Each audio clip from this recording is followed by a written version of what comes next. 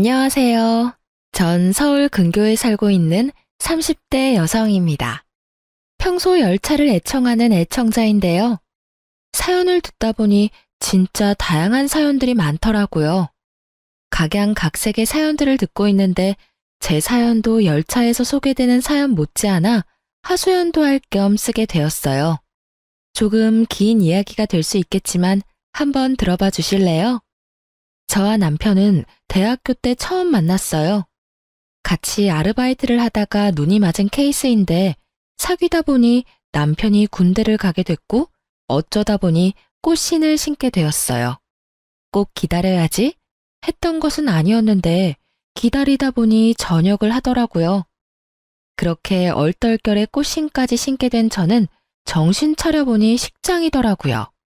그렇게 전 28살에 남편과 결혼을 하게 되었어요. 양쪽 집 다 고만고만했고 결혼에 보탬을 주실 만한 여유는 없었기에 저희는 다가구 주택의 월세부터 시작했어요. 안 힘들었다면 거짓말이죠. 힘들었어요. 그 월세방 벗어나 보고자 남편과 저 참 열심히 살았어요. 하지만 5년이 지나도 사정은 크게 나아지진 않더라고요. 그래도 한 단계는 올라가 전세를 얻어 살게 되었죠. 이제 집 살 일만 남았다면서 저흰 서로를 보듬어주며 지냈어요. 이렇게 열심히 살다 보면 언젠가는 우리도 빚볼 날이 오겠지 했어요. 사정이 어렵다 보니 아기 생각은 없었고 다행스럽게도 시댁에서도 크게 압박을 주진 않았어요. 남편은 3남매였는데 편의상 둘째 동생은 서방님, 셋째 동생을 도련님이라 할게요. 꽤 평화롭던 생활에 문제가 생기기 시작한 것은 서방님이 결혼을 하면서였어요. 동서는 꽤 이름 있는 회사에 다니고 있었는데 회사뿐 아니라 친정도 잘 살아서 저와는 하나부터 열까지 비교가 되기 시작했어요. 처음엔 가볍게 시작한 비교가 점차 편애와 차별로 이어지더군요. 대놓고 동서와 저를 차별하기 시작하는데 정말 속상하기도 하고 비참한 마음마저 들었어요. 다들 아시죠?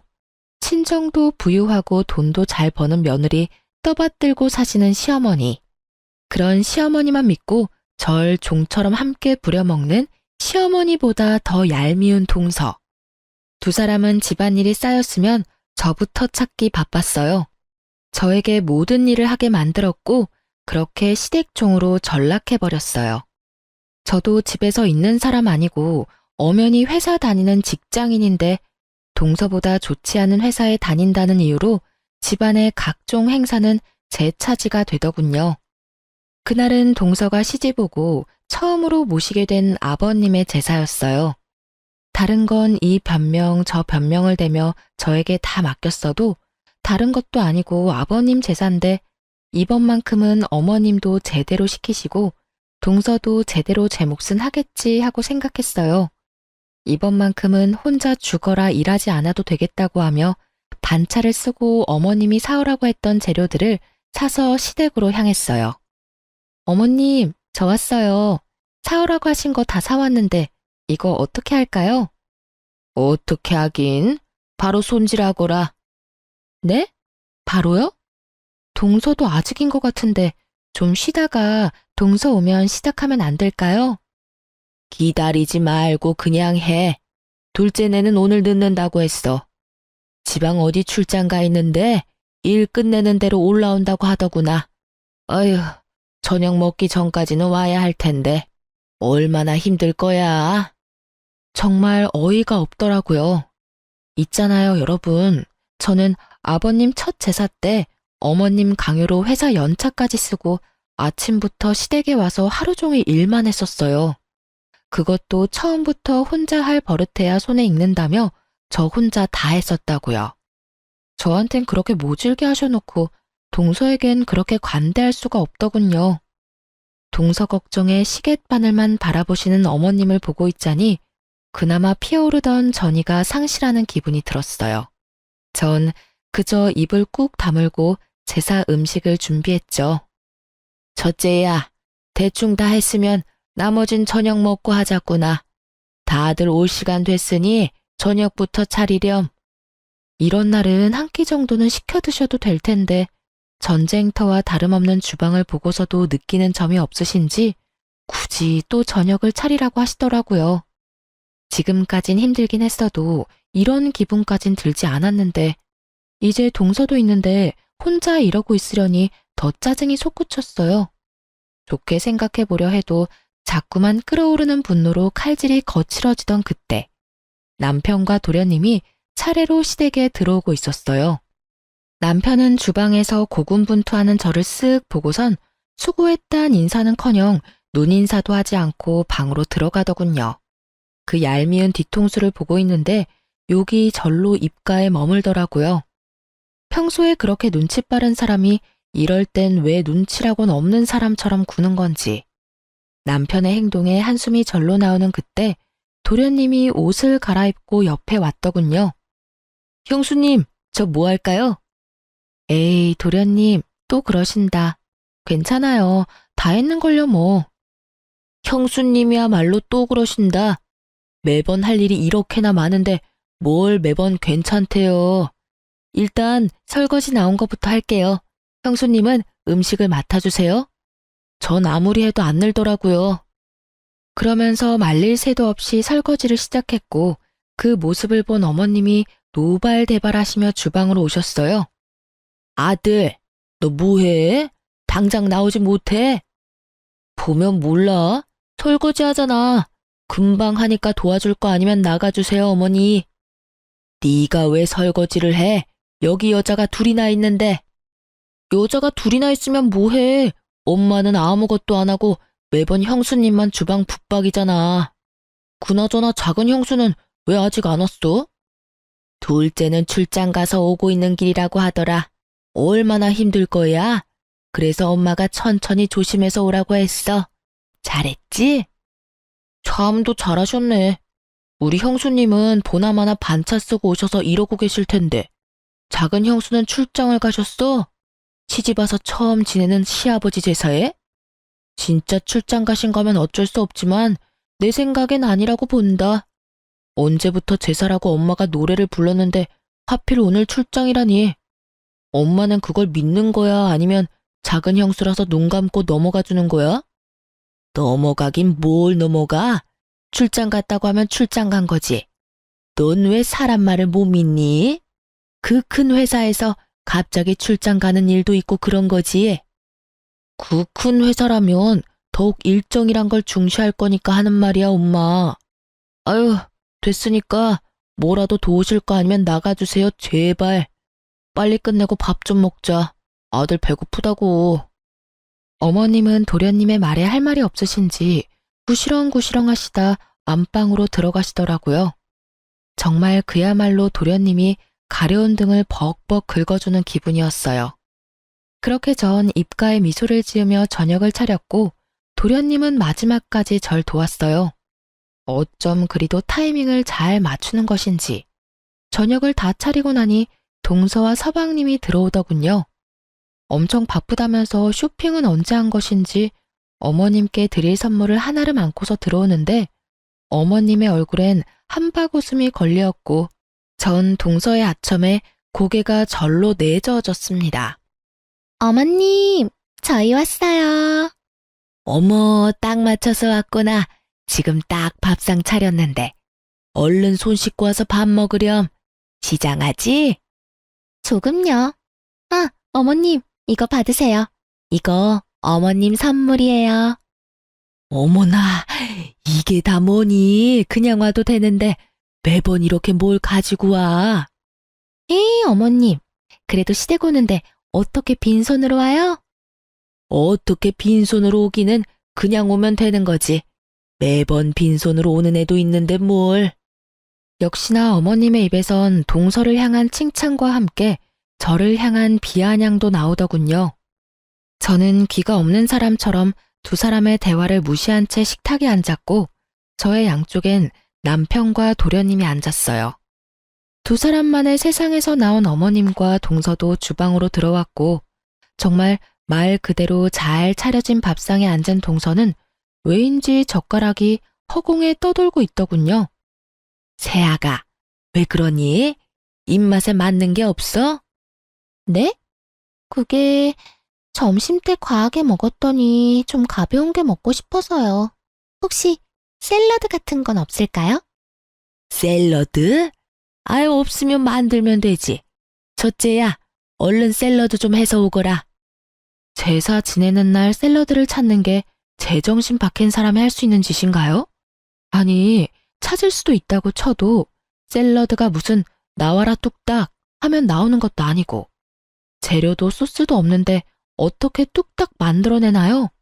거기에다 왜 제가 동서가 먹고 싶은 샐러드까지 만들어 와야 하는 건지 도저히 이대로는 안 되겠다는 생각을 한마디 하려는 찰나 저보다 더 기가 찬다는 듯 도련님이 나서 입을 뗐습니다.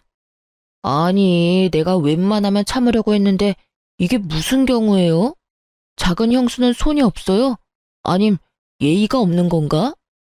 자신에게 향하는 노골적인 비난의 화살에 동서는 버럭버럭하며 대항하더군요.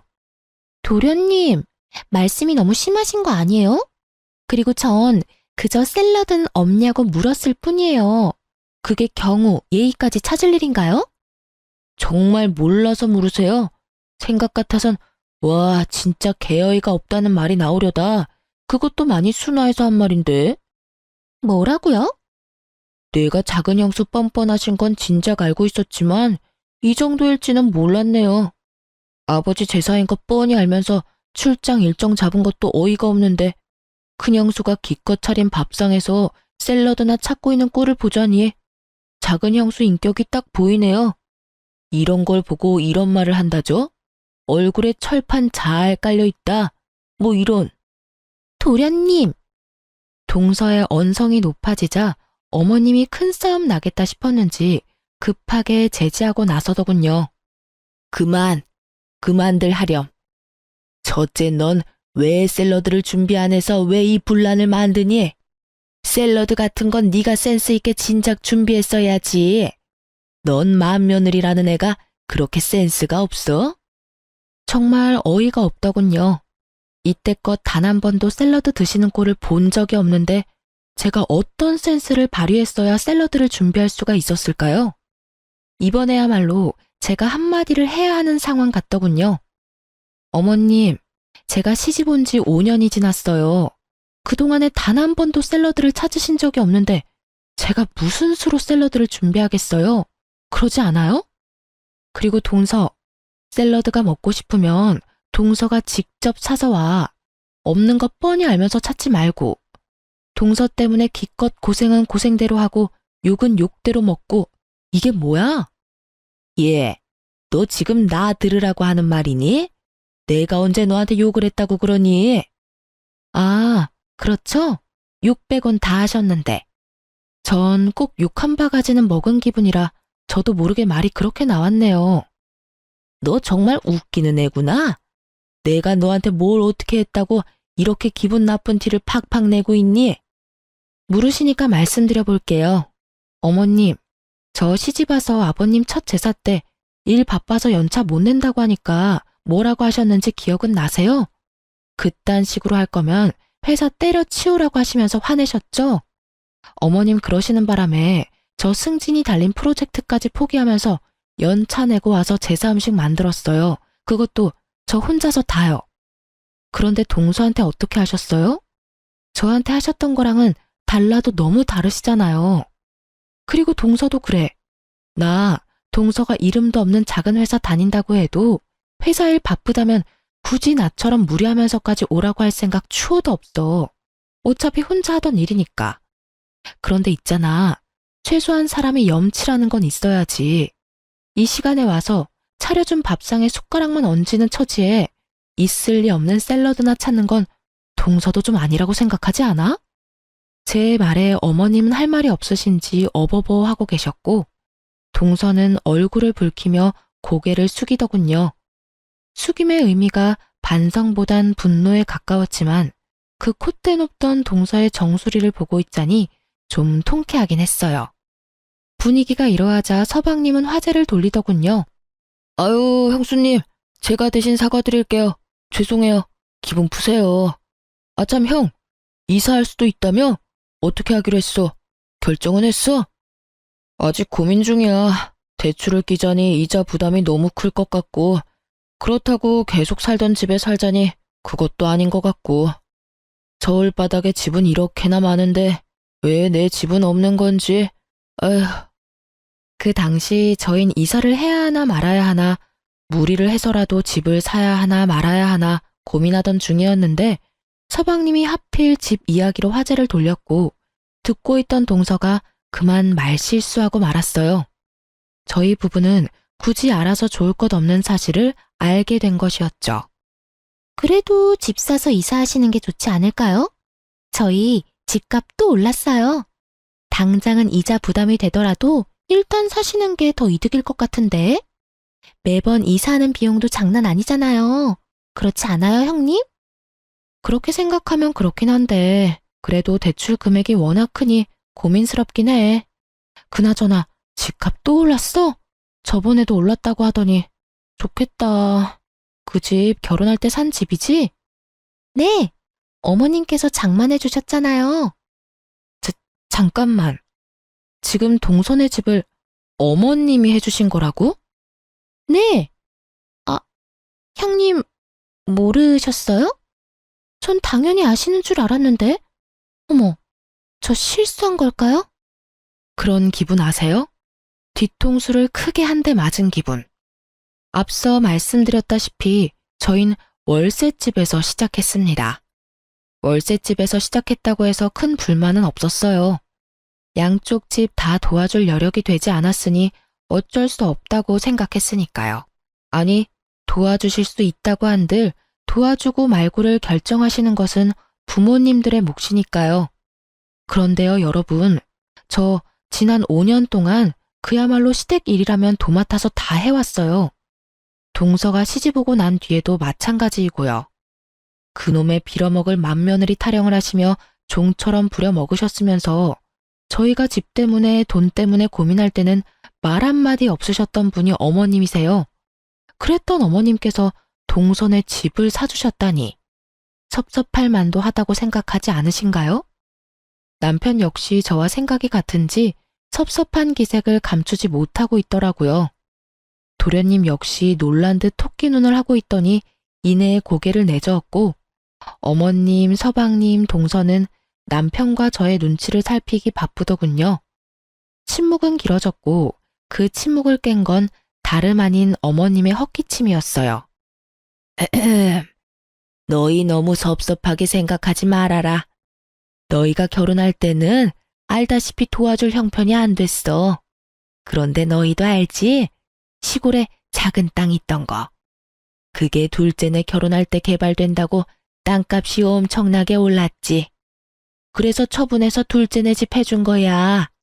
너희 때야 없어서 못 해줬지만 둘째 때야 타이밍 좋게 돈이 생겼으니 도와주는 게 당연한 거 아니겠니? 그렇긴 하지만 섭섭한 마음이 드는 건 어쩔 수 없네요, 어머님. 섭섭? 내가 이런 말까지 안 하려고 했는데 너랑 둘째랑 같니? 넌 시집 올 때 몸뚱이 하나 덜렁 가지고 왔고 둘째는 갖출 거 다 갖춰서 왔다. 그러니 나도 받은 대로 해주는 건 당연한 거 아니니? 몸뚱이 하나 덜렁 왔다니요, 어머님.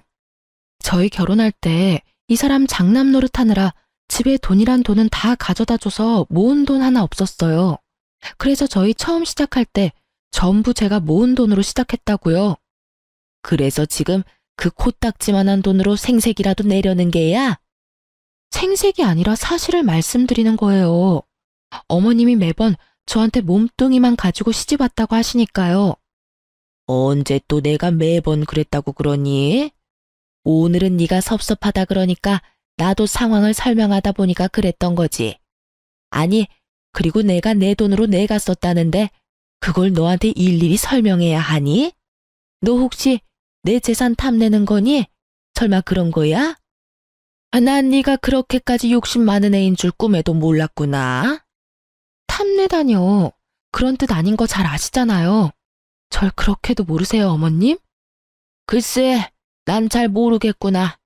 어쨌든 이 이야기는 더는 꺼내지 말거라. 내가 때가 되면 어련히 너희 목도 줄 터이니 기다려. 알겠어? 할 말이 없더군요. 한순간에 전 어머님께 있는지도 몰랐던 재산이나 탐내던 며느리가 되었고 오해는 풀지도 못한 채 마음의 섭섭함만 남았습니다. 그날 밤 집으로 돌아와 멍하니 있으니 남편이 말하더군요. 여보, 기분 많이 상했지? 내 기분도 이런데 당신은 오죽하겠어. 그렇지 뭐. 당신도 섭섭했지? 섭섭하긴 했는데 생각해보니까 어머니 말씀도 틀린 말이 없더라고. 본인 돈으로 본인이 도와주겠다는데 우리가 뭐라고 간섭하겠어. 그냥 지금처럼 우리 힘으로 이뤄가면서 열심히 살자. 도움받을 거라 생각도 안 하고 살았다는 걸 뭐. 우리 진짜 열심히 살자. 그렇게 저흰 다시 한번 서로를 보듬어 주었습니다. 하지만 그런 저희를 무너뜨리는 일이 벌어지고야 말았어요. 저희가 바로 전세 사기를 당하고 만 것이었어요. 깡통 전세.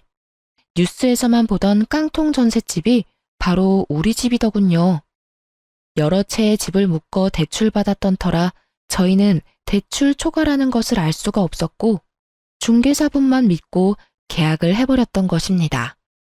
경매가 진행된다고 한들 저희 순서까지 남는 돈은 거의 없었고 경매가 진행되는 데까지도 시간이 오래 걸린다고 하더군요. 그야말로 저흰 오갈 데 없는 처지가 되어버린 거죠. 상황이 그렇게 되니 남편이 어머님께 도움을 청해봤지만 어머님의 반응은 참 차가웠어요. 어머니, 그래 아들, 무슨 일이야? 목소리가 왜 이렇게 안 좋니? 무슨 일이 있어? 그게 저희 전세 사기 당했어요.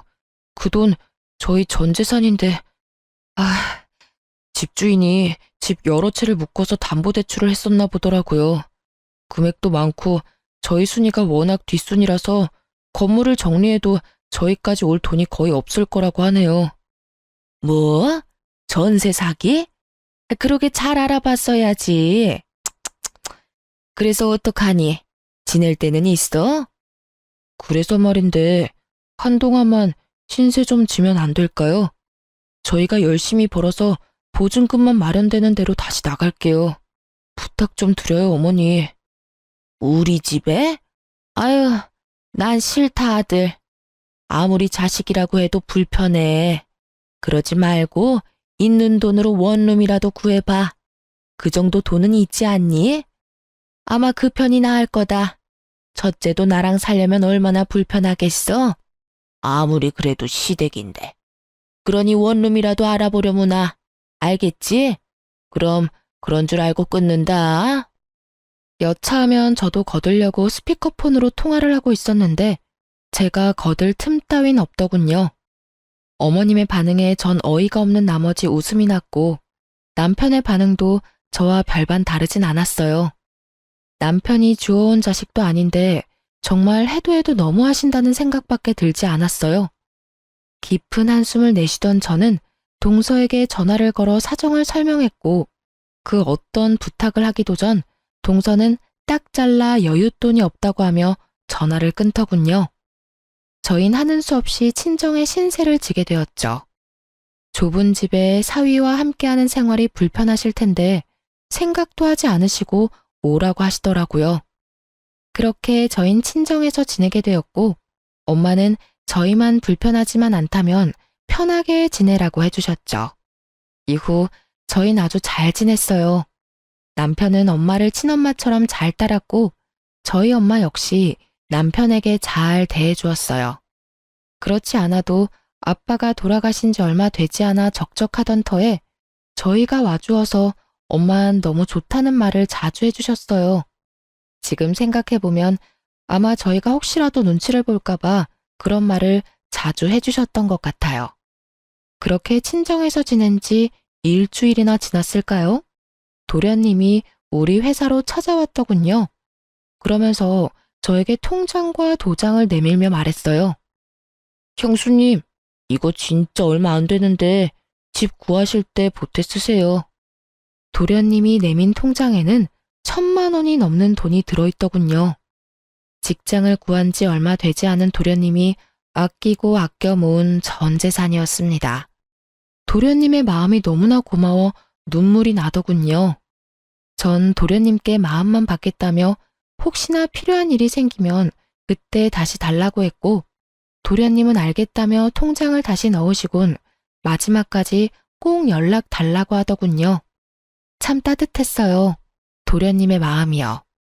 그 따뜻함에 힘을 얻어 저희 부부는 참 열심히 살았어요. 언제까지 엄마에게 생활비도 드리지 못한 채 신세를 질 순 없으니까요.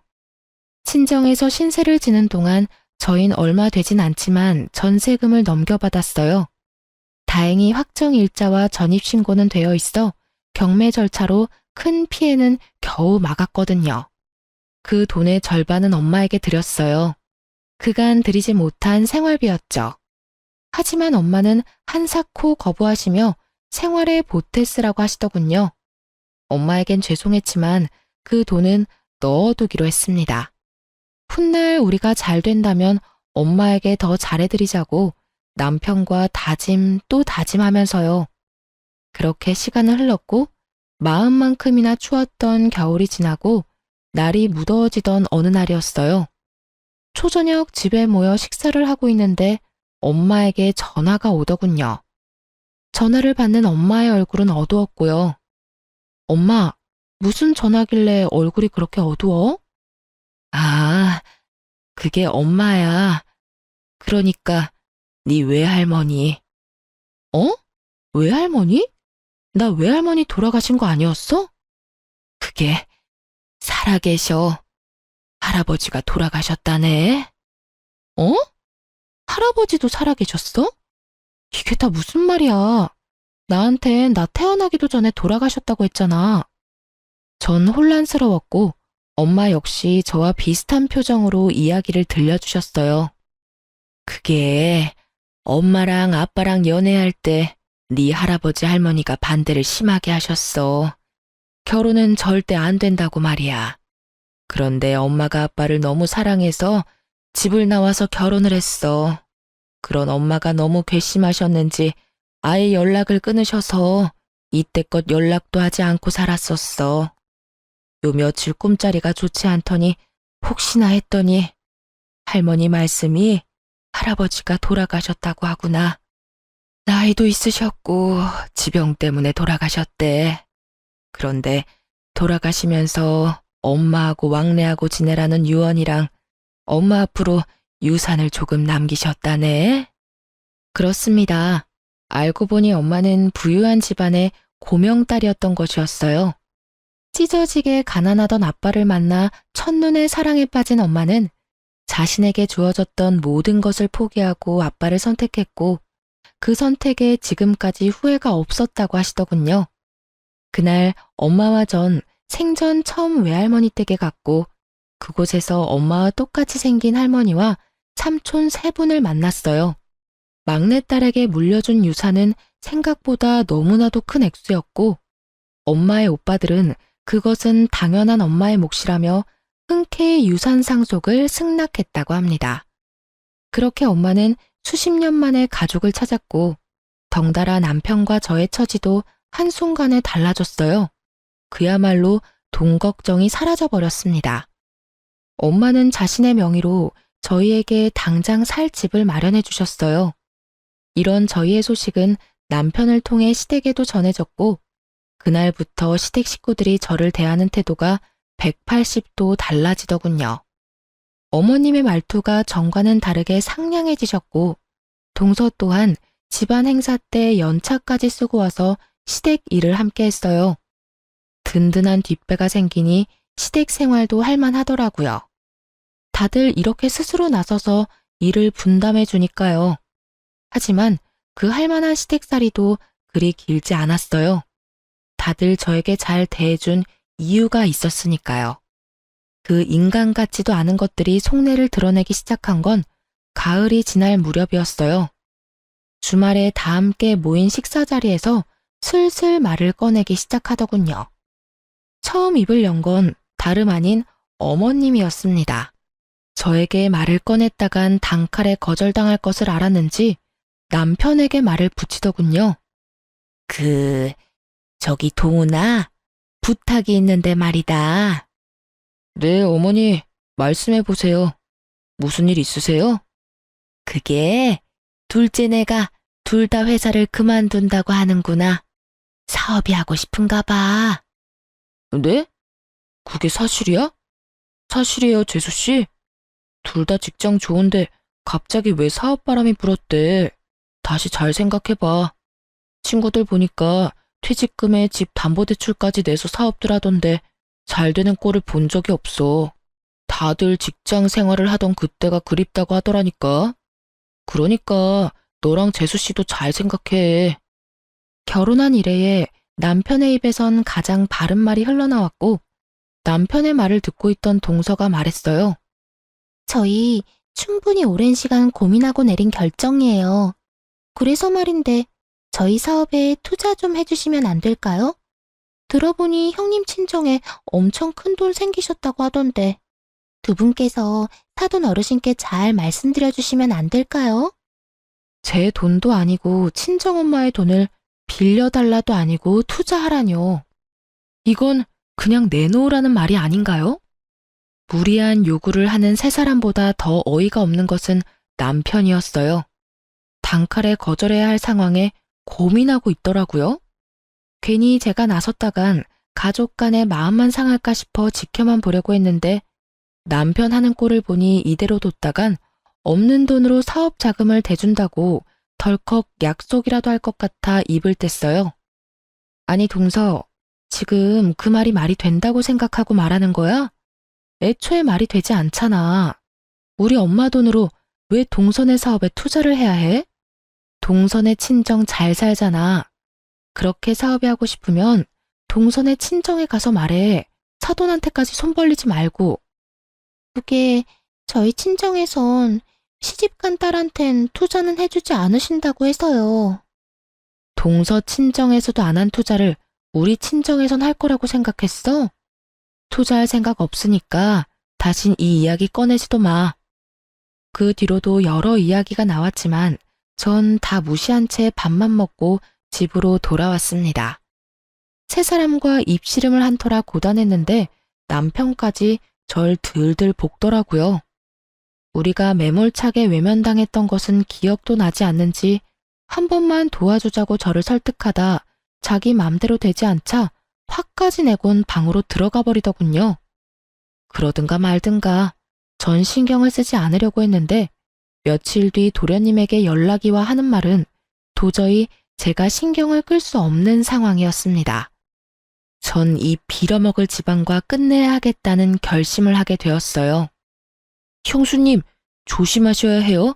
엄마, 형, 작은 형수까지 지금 제정신이 아니에요.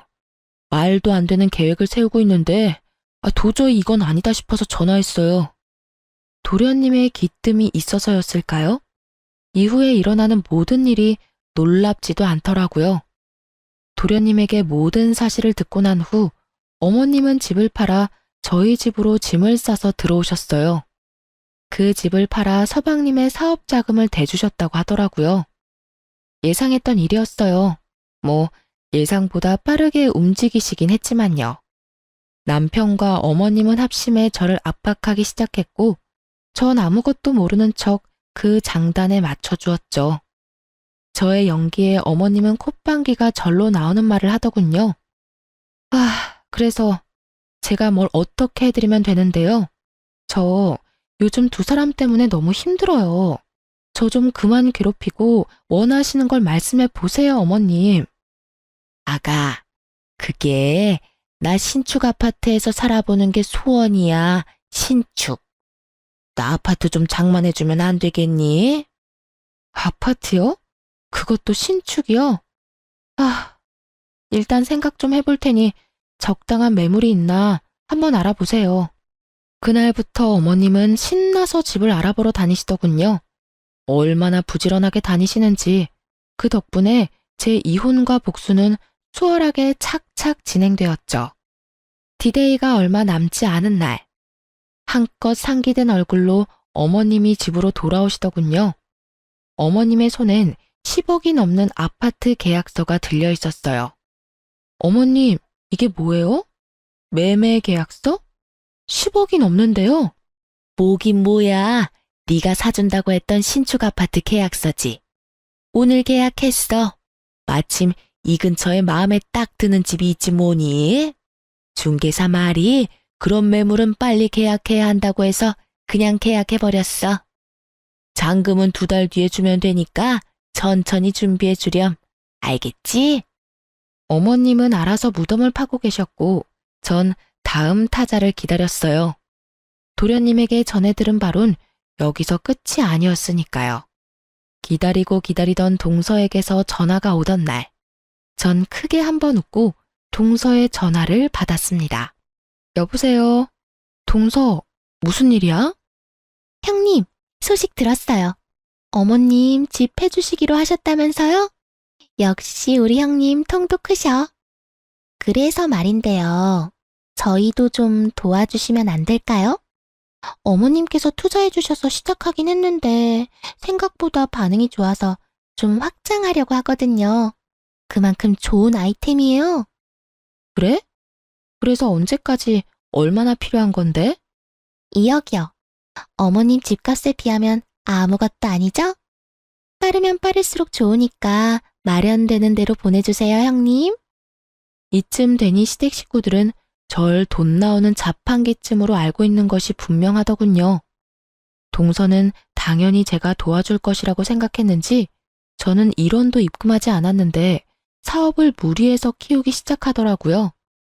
도대체 저의 복수를 얼마나 더 도와주려고 하는 것인지.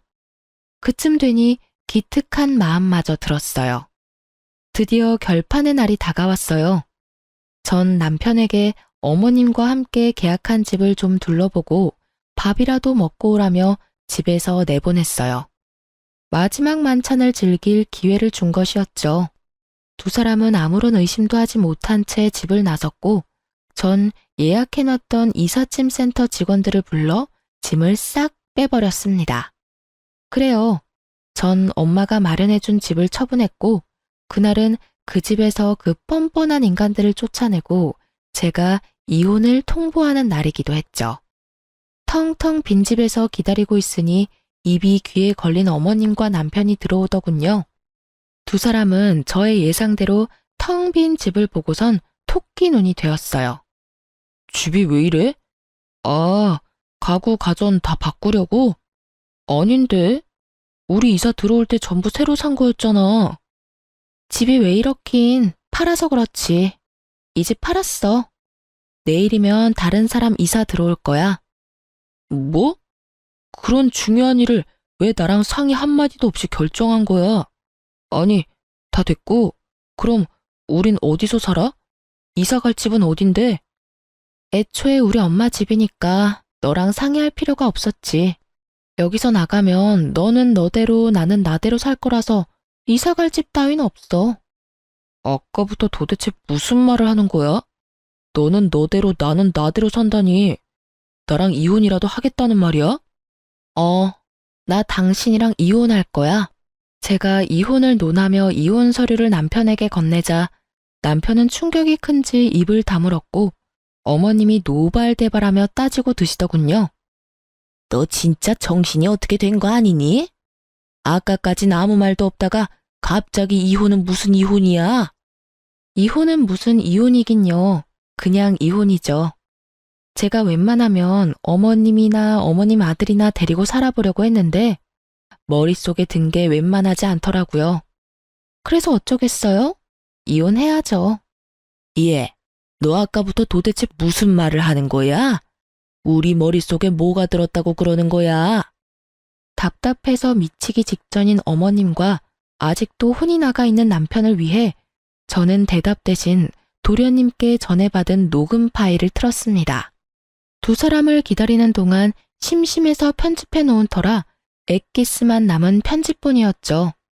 시작은 어머님이었어요. 아유, 그런 걱정은 하지도 마라. 일단 밀고 들어가면 자기가 어쩌겠어? 그래도 내가 시어머니인데 쫓아내기야 하겠어? 그러니 내 걱정은 하지도 마. 일단 이 집 판돈 줄 테니 너흰 계획 중인 사업이나 진행하려무나. 그래도 어머님, 형님 내서 같이 사시려면 불편하지 않으시겠어요? 불편해도 뭐 어쩌겠어. 그리고 오래 살 것도 아닌데 뭐. 적당히 구슬려서 집 이야기 꺼낸 다음에 어영부영할 때 집 계약부터 해버리면 돼. 계약금 냈다는데 뭐 어쩌겠어. 한두 푼도 아니고 그 돈 날리기 싫어서라도 사주겠지 뭐. 너희 사업자금도 마찬가지다. 일단 일부터 버리면 이때껏 투자한 돈이 아까워서라도 첫째가 돈을 내놓을 것이야. 그렇겠죠? 하긴 이미 들어간 돈이 많아서 형님이 도와주실 것 같긴 해요. 어머님, 대단하세요. 어떻게 그런 생각을 다 하셨어요? 내가 아니고 네 아주버님 생각이야. 그래도 자기 마누라라고 어떻게 구워 삶으면 되는지 정확히 알더라니까. 어머, 정말요? 아주버님, 감사해요. 저희가 진짜 열심히 해서 꼭 보답할게요. 그런데 정말 이혼하시려고요? 형님 좀 답답한 구석이 있어서 그렇지 생활력도 강하고 부지런하잖아요. 거기에다가 이제 집도 잘 살게 됐고. 그러지 말고 다시 한번 생각해 보세요. 그래서 이혼하려고요. 같이 사는 여자가 생활력 강하고 부지런하면 그것만큼 피곤한 것도 또 없어요. 이제 돈도 있겠다. 좀 편하게 살아도 될 텐데 얼마나 아득바득 아끼는지 이해가 안 된다니까요.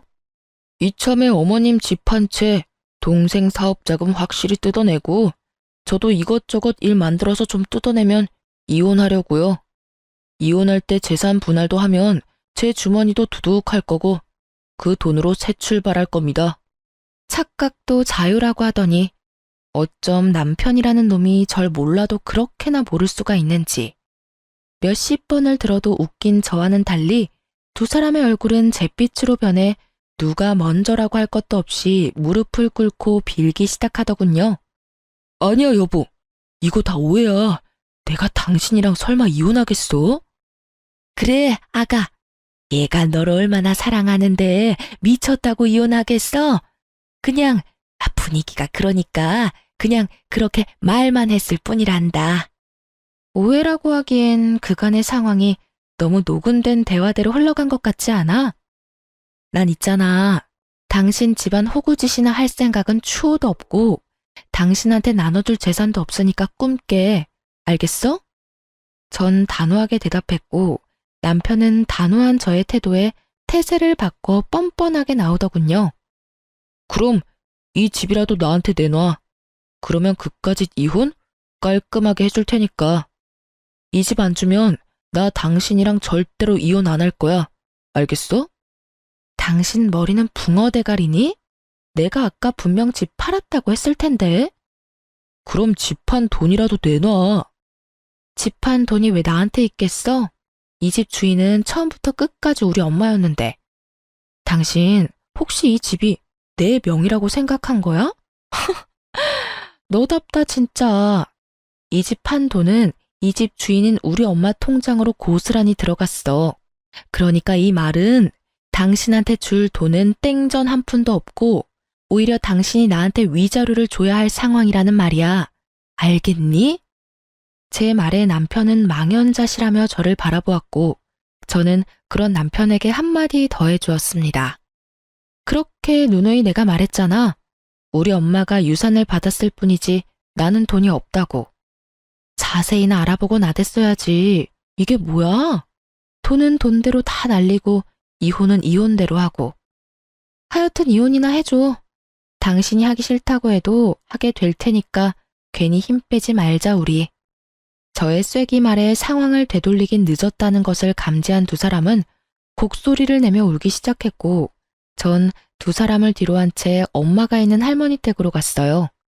전 할머니 집에서 지내며 이혼 소송을 준비했어요. 예상했던 대로 남편은 이혼하지 않겠다고 버티기 시작했기에 다른 방법은 없었죠.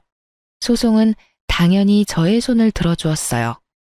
비싼 이혼 전문 변호사를 선임한 덕도 있겠지만 제가 가지고 있던 녹음 파일, 돈을 요구하는 문자 등등 증거가 워낙 많아서 손쉽게 이길 수 있었어요. 그 후 도련님께 연락이 와 전 시댁이 어떻게 되었는지 알 수 있었습니다. 형수님, 성공적인 이혼 축하드려요. 아, 이제 형수님이라고 부르면 안 될까요? 아니에요. 감사해요, 도련님. 다 도련님 덕분이에요. 그나저나 집안 분위기는 어때요? 어쩌긴요. 그야말로 풍비박산이죠. 엄마는 그 어림도 없던 아파트 계약금 다 날리고 오갈 데가 없어지니 작은 형네로 찾아갔었나 봐요. 근데 아예 집 안으로 들어가지도 못했다고 하더라고요. 아예 문전박대 당했대요. 참 대단하다 했어요. 집 팔아서 사업 자금까지 해줬는데 어떻게 문도 안 열어줄 수가 있는지. 내가 이럴 줄 알고 그렇게 말렸는데 내 말은 듣지도 않더니 뭐 자업자득이죠. 아주버님도 그렇고 동서도 그렇고 참 매몰차네요. 그러니까요. 엄마 그렇게 내쫓고 작은 형네 사업도 부도 직전이라고 하더라고요. 형수님 믿고 사업 확정하던 게 엎어지면서 그나마 지탱하던 사업도 다 무너졌다고 하던데. 거기도 자업자득 벌 받은 거죠 뭐. 그러게 좀 인간답게 살지. 그게 뭐예요 대체? 괜히 욕심내고 착한 사람 이용이나 하려고 하고 결국 이런 결말을 맞게 되잖아요. 아, 그리고 큰형 아직도 형수님 찾아다니는 것 같았어요. 한동안은 할머니 댁에서 지내시는 게 좋을 것 같아요. 마지막까지 도련님은 제 걱정이네요. 감사해요 여러모로. 그나저나 도련님은 어떻게 지내요? 식구들이 심한 말은 하지 않아요? 자기들끼리 지지고 볶고 한다고 저는 안중에도 없어요. 저도 큰 관심 없고요. 저요, 우리 식구라면 아주 지긋지긋해요. 그때 형수님 드렸던 통장 있죠? 그거 엄마 주고 그냥 외국으로 나가려고요. 아마 이르면 다음 달? 그쯤에 출국할 것 같아요. 해외 지사 신청했는데 운 좋게 제가 가게 됐거든요. 거기에서 저도 가족들은 있고 재출발할 계획입니다. 축하한다고 해야 할지 참 애매하네요. 그래도 축하해야겠죠? 그럼요. 마음껏 축하해 주세요. 저 진짜 진심으로 기쁘거든요. 축하해요, 도련님. 네, 형수님, 행복하세요. 도련님과의 통화를 마지막으로 전 그 지긋지긋한 집안과도 끝이 났습니다. 요즘 전 엄마와 함께 할머니 댁에서 잘 지내고 있어요. 엄마도 누군가의 딸이었다는 사실을 새삼 느끼고 있답니다. 은근슬쩍 어리광을 부리는 낯선 엄마와 징그럽게 어리광을 부리냐며 핀잔을 주시지만 다 받아주는 할머니를 지켜보는 재미가 아주 쏠쏠해요. 이혼을 준비하며 회사도 그만뒀고 요즘은 취업을 준비하며 휴식기를 보내고 있어요. 결혼 생활을 하며 치열하게 살았던 저에게 주는 작은 선물 같은 시간이네요. 간혹 도련님과는 통화를 하는데 외국 생활이 꽤 잘 맞는다고 하면서 본인은 잘 지내고 있으니 자기 걱정은 하지도 말라고 하더군요. 참 다행이다 싶었네요. 전 한동안은 할머니 댁에서 지낼 계획입니다. 왜 그런 말 있죠? 사연을 듣다 보면 많이 나오던 말인데 똥차 가고 벤츠 온다. 전 그야말로 똥가족이 가고 벤츠 가족이 왔네요. 이 사연을 마지막으로 이젠 정말 그 지긋했던 인연들을 잊고 새 출발하려고 합니다. 부디 앞으로 펼쳐질 저의 새로운 인생을 응원해주세요. 그럼 저는 이만 물러가 보겠습니다. 저의 길고 긴 사연 들어주셔서 감사합니다.